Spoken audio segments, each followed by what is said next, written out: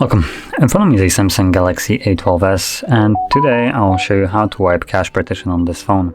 And to get started, turn it off by holding the power key. Once the device turns off, you want to hold power key and volume up at the same time.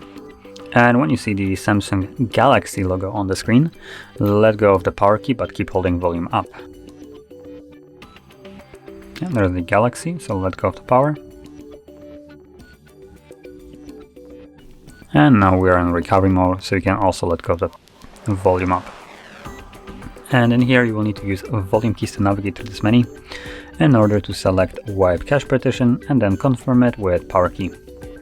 Select yes, the same way. And at the bottom you should see cache wipe complete, at which point reboot system now will be selected by default, so press power key once more to go back to Android.